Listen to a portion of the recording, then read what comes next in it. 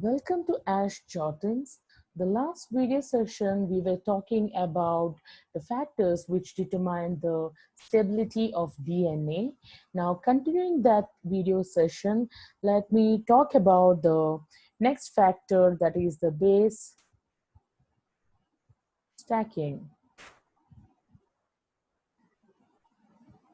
What do you mean by base stacking? If you can see the helical structure, you know that the nucleotide bases are arranged in this manner, one above the other, one above the another. So that is called base stacking.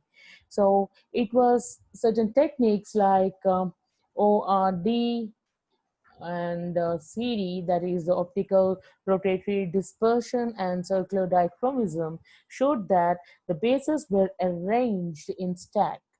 Okay, now later on, certain experiments which related to the base stackings when they have done, they actually found out that the base stacking is eliminated by the addition of reagent that weakens the hydrophobic interaction. So hydro, hydrophobic interactions, if it is weak, it is going to disrupt the base stacking. Then DNA is heated and the base stacking is reduced because of the increase in the absorbance at 260, right? And that also played an important role. Then one more point was that the reagents that break hydrogen bonding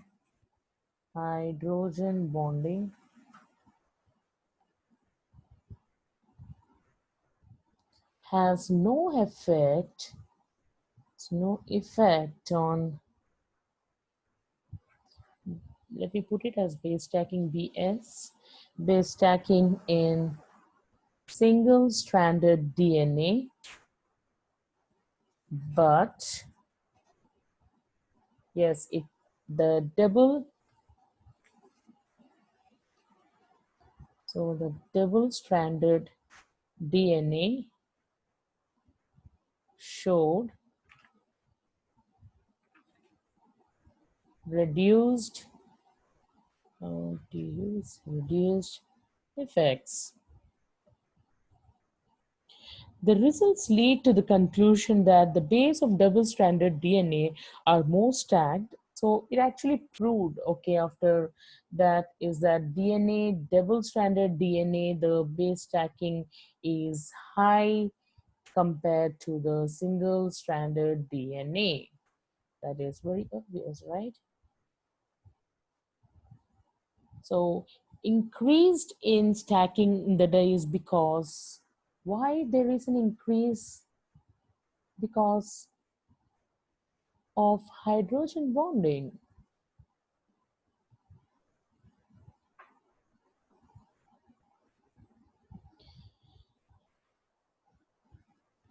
So when this was conducted, and it was found that the base stacking is eliminated by the addition of reagents that weakens the hydrophobic interaction. Okay, then when DNA is heated, the base stacking is reduced because there was an increase in the absorbance at 260.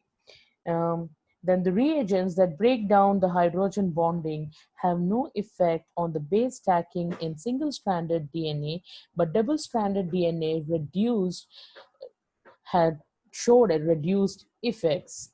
Now, these results leads to the conclusion that double-stranded DNA are more stacked than the single-stranded DNA. They showed that this is going to be more stacked. That is because of the presence of hydrogen bonding. Now, hydrogen bonding,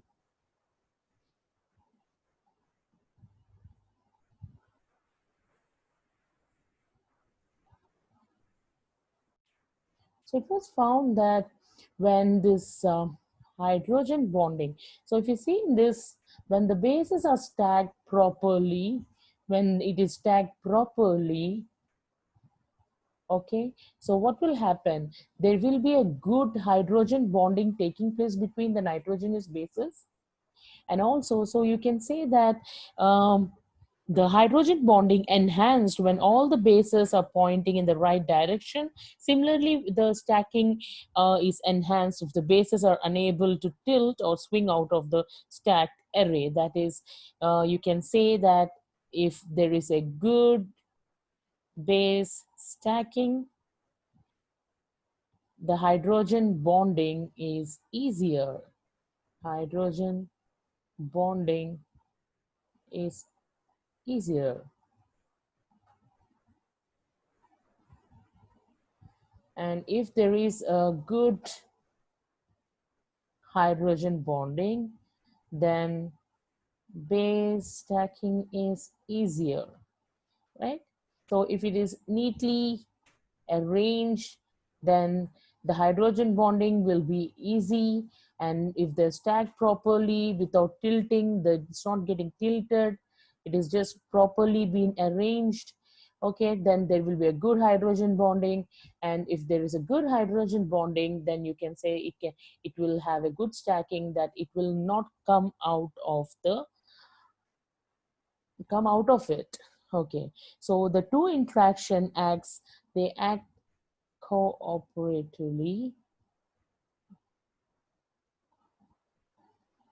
to form a very stable structure. If one interaction is lost, it is going to weaken the other. So they are dependent upon each other. So it adds to the stability of the DNA. Now let's talk about the next factor, that is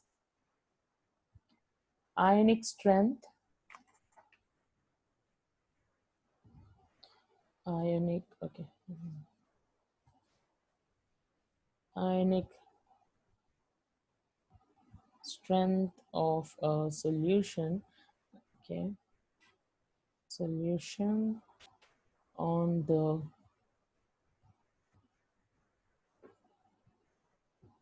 structure of DNA. So let's see what it means.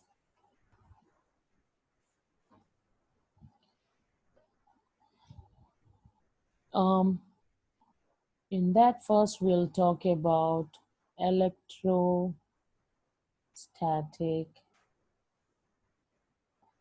repulsion between the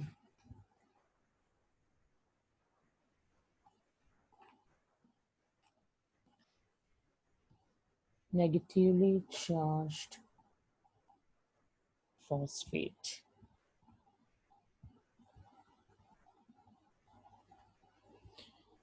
So this force would drive the strands apart if not neutralized. That is, you know that the backbone, which says the phosphate, is negative charge, and this negative charge, as they are present in such a way that you can see in the structure, they will be present very near. One phosphate is present here, right? It is present near. So if this charge is not neutralized, it might help, or it may force, it will drive the strands apart. So it has to be neutralized.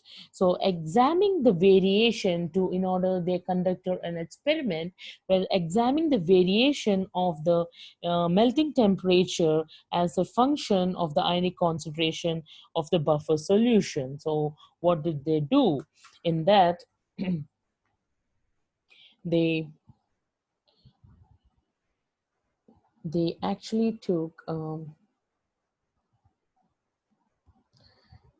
the melting temperature decreases sharply with an decrease in salt concentration. What does it mean? You'll just come to know. So suppose there is an absence of salt. See, the aim is to neutralize that charge of the phosphate. So if the solution does not have salt in it, okay, so what will happen? The absence of salt, the strands will be rippling. They ripple each other. Now, as the salt is added, okay, this is one case.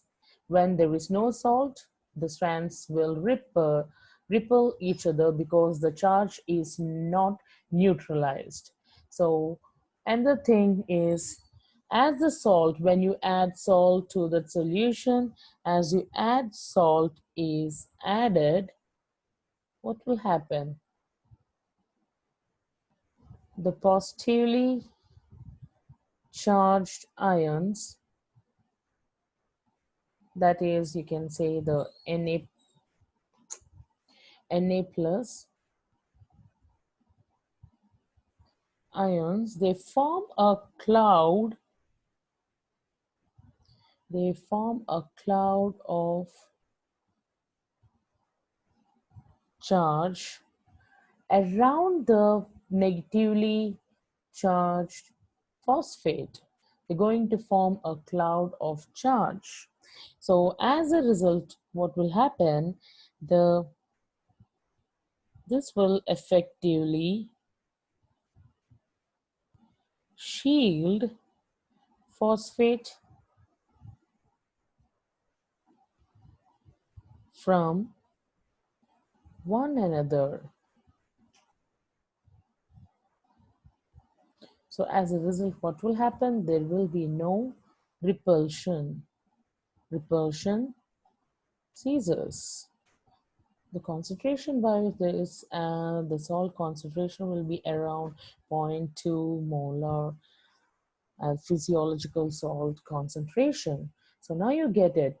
So when we are talking about the ionic strength of a solution in structural DNA, we're talking about the electrostatic repulsion between negatively charged phosphate has to be neutralized.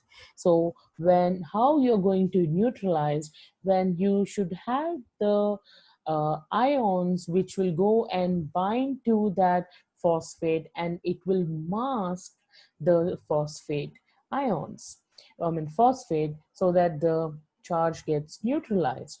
Otherwise, it is going to ripple, or it is going to what it is going to make the double-stranded DNA to single-stranded. So if there is an absence of the salt, the strands will ripple each other, right? So once the you add salt is added, what will happen? It will carry the positive ions, and these ions will form a cloud of charge which will be surrounding the phosphate group, which are negatively charged. Now, as a result of which, there will be an effective shield phosphate from one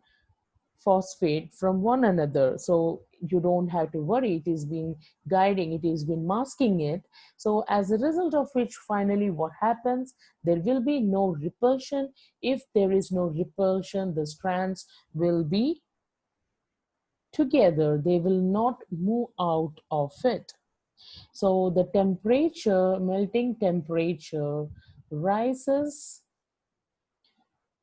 as the NaCl is increased. Why? We already learned it. Because it is going to increase the solubility of the bases. Sorry, actually, when there is an rise, as the melting temperature rises, as the NaCl is increased, because the solubility of the bases will decrease. It will decrease at the high concentration of NaCl, which increase the hydrophobic interactions. right? You can see how these all things are connected. Once actually we understand the concept, it is very easy to understand what actually it all means.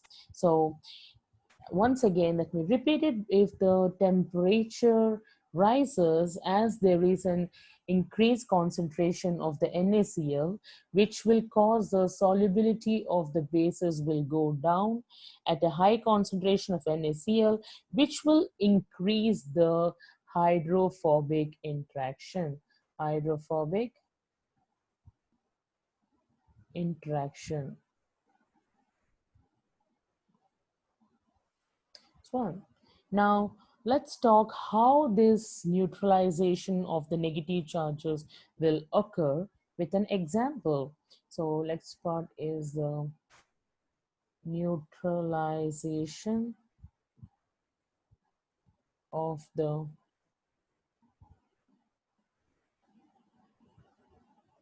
negative charges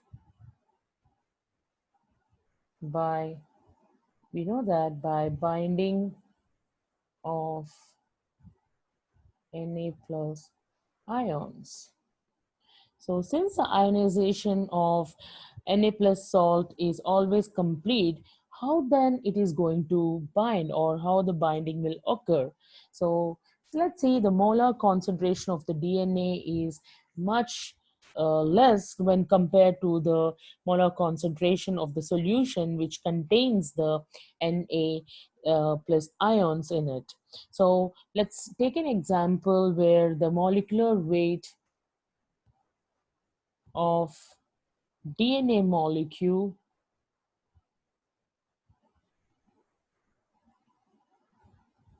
is weighed in two separate solutions of NaCl and cesium chloride. So when you talk, suppose the DNA solution we are taken has a molecular weight of nucleotide 330. Okay, the DNA's molecular weight of is 330, okay, on the average. And if you take the atomic mass of Na ions, that is approximately, because ions, which is approximately 23. Now, and here in the case of calcium chloride, it is, I guess, approximately 137 is the atomic mass.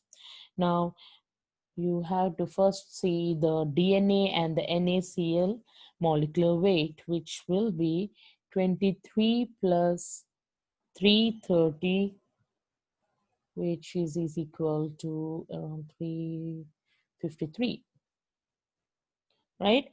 And in the case of calcium chloride, it is 137, again, 137 plus 330, which is around 467. Okay. Now, let's see the ratio of this molecule. That is, when you actually divide 353 divided by, okay, was it when you divide it with the, let me just pull it down.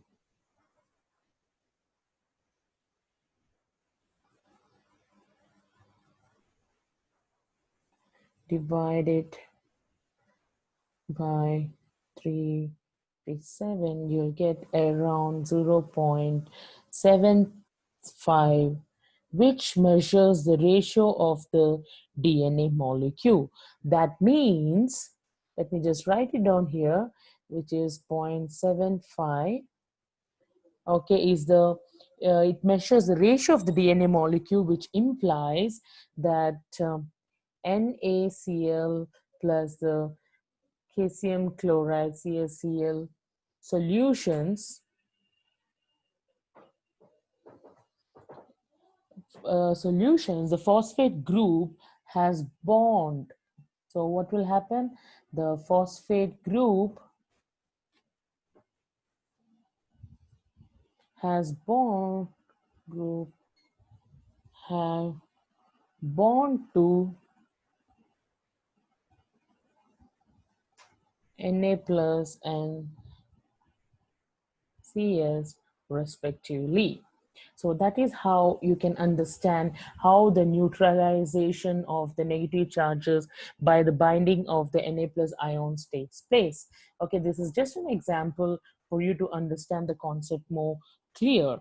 Okay, now the last thing which I need to mention, let me take this such page.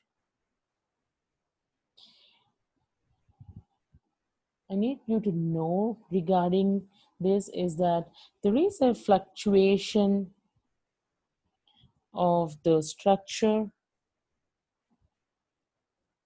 of the DNA molecule. DNA molecule. That is, when DNA was examined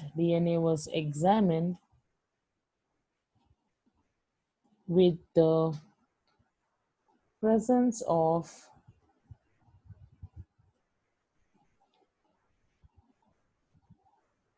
formaldehyde. What happened was it reacted with the formaldehyde reacted with the amino group of nitrogenous bases. So what it did was it eliminates their hydrogen ability of hydrogen bonding, which actually causes a slow and irreversible denaturation of DNA. Now, this showed bases were continuously being actually, so this actually implies that the bases were actually being continuously being paired and unpaired. So amino group available to formaldehyde depends upon that. So when they did this experiment, they found out that at times the result actually showed that they at times they it did not the formaldehyde did not get this amino group for it to actually weaken or eliminate the ability of hydrogen bonding. Sometimes it was available and sometimes it was not available. So as DNA is a dynamic structure in which the double-stranded region frequently starts to open up to become a single strand. Okay. So it just becomes single-stranded. Okay. Something is wrong with my pen. All right, now I guess it's working. Yeah. So it actually, so sometimes it was like pairing and unpairing was occurring. So DNA is a dynamic structure in which the double-stranded region frequently open to become single-stranded bubbles. Okay. Now this phenomena of DNA is known as breathing. So actually this helps the DNA to interact with special proteins and actually to help them to read its encoded informations. Okay, it is going to help the protein to interact, just want to interact DNA molecule and to read its encoded information. Okay, now breathing occurs more rapidly in adenine thymine than in guanine with cytosine because of the hydrogen bonding. So this is all about the factors affecting the stability of the DNA. Thank you for watching.